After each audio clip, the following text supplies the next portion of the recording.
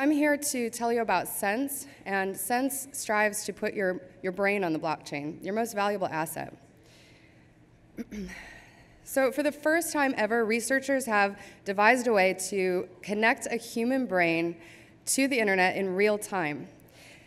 All human brains are full of data. So imagine what would happen if we could create a neural network of connected individuals, every single person connected to the internet through a neural network. That is what we're working on with Sense. We have to start with a few core principles. And when we started our company, we started with the values that every single human is valuable, that no one is alone, and that everyone is a sensei. Now, you might think of the word sensei and you think of a mentor or you think of a teacher, and really a sensei is someone who has just been there before. That's the literal translation in Japanese. And we think of this as everyone in this room, every human is really truly a sensei. So how do you define a value that seems really very unquantifiable? And this is the first goal for us. Let's define human value. We set out to define this value so that we could create an exchange for it, because the blockchain represents a transactional layer. If we can put a transactional layer on top of our brain, how do we quantify that? These are the 4 pillars of how humans seem to define themselves. So think for a moment about what really is the definition of your value. Is it that I'm defined by my paycheck? It's a lot of people define themselves that way. Or I'm defined by the skills that I have, the things that I've learned throughout my life. Are you defined by your contributions to society? Or maybe you're defined by what you love. And really the answer is that it's somewhere in the middle. The very big middle of this, the sweet spot, is what the Japanese call ikigai. And ikigai literally means one's reason for being, and we see this as one's life purpose. So what could you do that you love and benefit society and that you're also very good at? Could you do at least the combination of those 3 things? Because if you do, capital is likely to naturally follow. And so let's just assume that you're able to do those things. It doesn't really feel like a job. Now we're redefining how a human can contribute their skills and what that really looks like. So we have come up with the most valuable parts that we see that we may be able to quantify, and we call this your human capital. And human capital is really the skills and knowledge and life experience that you have, all of the things that are possessed by you, the individual, or your collective tribe, kind of like this group right here. We're a very valuable tribe when it comes to the blockchain because of our collective intelligence.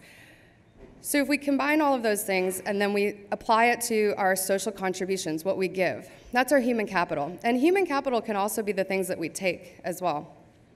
So we're making contributions every single day. I'm guessing that every one of you has been on the internet at some point today and made some kind of contribution. Most of this happens in writing.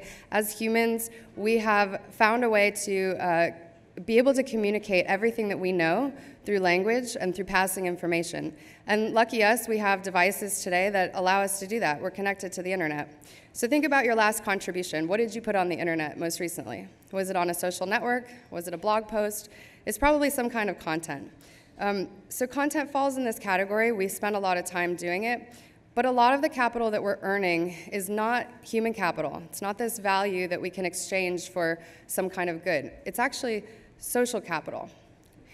And we define ourselves by numbers. These are vanity metrics. They're the likes and the hearts and the favorites and the things that feel really good. A lot of the capital, a lot of the time that we are spending actually is being donated to centralized brands, centralized applications. We're giving a lot of our love and a lot of our time to these things. Some of the largest companies in the world, their foundation, their core is your data that they own, and then they resell it. And you don't really get a lot of upside. You might not get any upside. So for the humans, monetarily, when you're contributing to these networks, you're getting 0. But you're getting something that feels good. How do we change this? How do we connect together in a more meaningful way? So the second thing that we did is we set out to make better connections between the humans. Because creating a connection gives us the ability to share the information that gives us the value for our human capital. And humans are communicators at our core. We're arguably the most successful species on the planet because of our ability to pass information through stories from generation to generation across populations of people throughout time. From the hieroglyphics to emojis, we're really good at it. we now have the ability to connect to almost every single human on the planet, literally, instantaneously. And the thing that we do every day the most is we chat. On mobile today, teens are spending up to 6 hours a day on chat applications. Applications like Snapchat and social media count in this category. And with almost 5 billion people on the planet who have cell phones today, you would think that we're all completely connected, right? We're all in this same social network. But actually, messaging is fundamentally broken, and that's because it is centralized. It's all stuck in closed platforms. And in social networks today, someone else has control of those connections. We're all indexed by relationships, and those are circumstantial. It's where you grew up, it's where your family lives, it's where your friends are, it's where you went to school. Those are the reasons that you have your social connections. So SMS actually is the #1 messaging system in the world. And SMS used to be a closed-loop system. SMS used to be centralized. Not a lot of people know that. It took some time before carrier to carrier could talk. And in order to do that, a protocol layer had to be made on the middle of it. And it came at a cost, which is why messaging costs a lot of money. Inside of all of this data, there's an intermediary in every step, sometimes more than one, especially if you look at SMS. In a social network, though, all of this data is being captured, and if you look at something like Facebook that's now dominating both social networking and messaging, they're making $8 billion a quarter off of your data. I haven't seen any money on that. I don't know if you have. So we decided to build Sensay. Sensay is a platform that bridges the gap between centralized and decentralized applications. It's a network of bots that works inside of your messenger, and it works inside of things like Facebook and Telegram and Slack and SMS, all of those messaging apps that you use every day, allowing users to freely communicate between them and anonymously chat and transact. You can think of Sensay like a friend, like a contact in your messenger, and when you communicate with Sensay, it will find you the right human and pull them back into chat. So Sensay can really connect you to a human from any network. So Forbes wrote an article on Sensay, and they said that human connection is still a much more valuable resource than marketing data. And that's really important to us because it means that even that $8 billion a quarter is not as valuable as creating the connections between humans. So we saw that the more connections you can make, the more transactions you can have. And actually, connecting the humans together is the more important part in this instance. So this is Sensay. We started this as a project 3 years ago. We built the underlying platform, and it was an experiment in SMS alone. It's one of the first invisible applications. And it's really simple. This is Facebook Messenger. You just tell Sensay what you need. So this person wanted to talk to a software development project manager. Sensay will find the right humans, and that's an AI layer. It's doing that through a variety of ways of indexing all the humans in the world. And when you get connected to the person, if they have chatted with you and you had a good chat with them, you get a tip at the end. They can transact.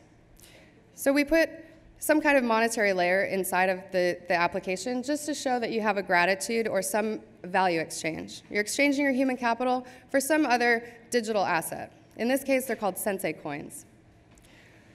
Now, here's another interesting thing to look at, digital currency transactions.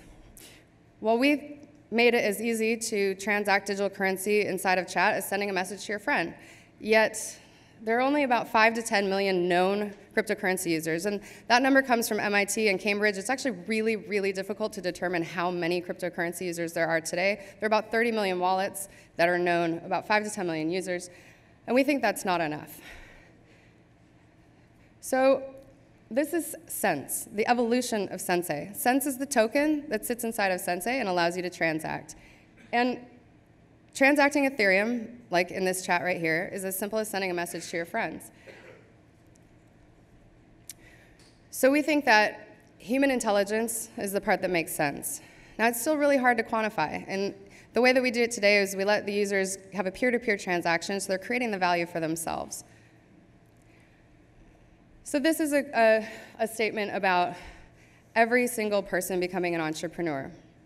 Now, in this journey to finding a way to quantify our value, we have realized that every single person is really a free agent, and soon to become even more so. With the advent of things like AI taking jobs, automated processing taking over, really every person is going to become an entrepreneur in some capacity. And you're going to be able to make money not just from other humans, but also from machines. So the important layer of what we've built is the underlying technology. The machine learning and AI inside of Sensay is really what holds it up. And we believe really deeply that artificial intelligence is a massive part of our future. However, we believe that the future of intelligence is not fully artificial, that it's human. That humans are going to augment themselves, and that humans are going to become smarter because of our ability to connect together faster, more efficiently, and create an information superhighway between all of us. We need this neural network to become as fast or faster than the competitive AI that's moving into our space. So enter the MeBot. A lot of you know my partner, Brock Pierce, and last year for his birthday, I gave him a gift. I made him a bot. We called it the BrockBot. And BrockBot is a little AI that lives in Facebook Messenger and allows you to have a conversation. Now, if you know Brock, you know that he is a very busy person. He travels the world doing conferences. He'll be here tomorrow. Right now, he's in Milan. And when he's done on the stage, he has so many people ask him questions, and he's such an open and generous person that he lets everybody message him inbound, and he tries to respond to all of them. It's very inefficient, though, when you're repeating the same things over and over. If you ask me right now, what is blockchain? I might defer that to somebody else in the audience and let them answer that, because it's a pretty easy one. How do I get into Bitcoin? Will you look at my pitch deck? So these repeatable answers are something that BrockBot can handle for you. And when it's finally time to talk to human Brock, it'll ping him, and he can send a message when it's convenient for him. So we want to make humans scalable. And the way that we do that is we take your conversational data, and we turn it into an AI, and we let a bot talk on your behalf. Now, this provides something really interesting. We call this knowledge attribution. We put that attribution on the blockchain, and we let you monetize on it. So those coins that you saw transacted can be transacted again and again, and you can earn them every single time your bot has a conversation with some other human or some other bot. So Sensay is a step forward in meshing our world of humanity with the future of chatbots. That's what Forbes said as well. And this is what today's platform looks like. So 3 years later, we've now created a token called Sense. That token represents the value for human capital. It can be used across any application. Sensay is just the first one. So this proof of concept that we created has 3 million users today, transacting 21 million coins, and it's still a closed-loop system. We hope to open it up and have at least 1 billion people on this platform. It'll be any application that any developer wants to use in an open protocol, and that protocol is called humans.ai. It's the blockchain for your brain. We are opening up developer tools for the neural network of human data. We're letting everyone access an open API. We're taking that entire underlying technology and we're giving it to the world because we believe that it's going to take a lot more people to build this than just us. So Sense the token is going to be available to everyone. We have a token sale coming up. These dates represent the pre-sale, and we're going to be opening in mid-October and accepting every token. So we are token agnostic, and we want to really have everyone be able to be a part of what we're building. We see the collective intelligence and we see the collective group of people who are building today as much more valuable. And we really do believe that decentralizing everything is the way that we're going to change the future a lot faster and in a lot better way. So this is what we think. The future of intelligence is not artificial. It is human. It makes a lot of sense. I think a lot of us are embarking on a journey to build something or to move into this new era where every single person has access and every single person has transparency, and these are the things that the blockchain affords. And the ability to own your own data and choose what you do with it is something that we should demand of the companies that are making billions of dollars, the largest companies in the world, off of search and social media, off of messaging, and every intermediary in between. Either we decentralize and break away from their platforms or demand that they hold up to these new standards. So please join me in making sense. You can find me outside. I'm happy to have a conversation with everyone. This is my business. Thank you.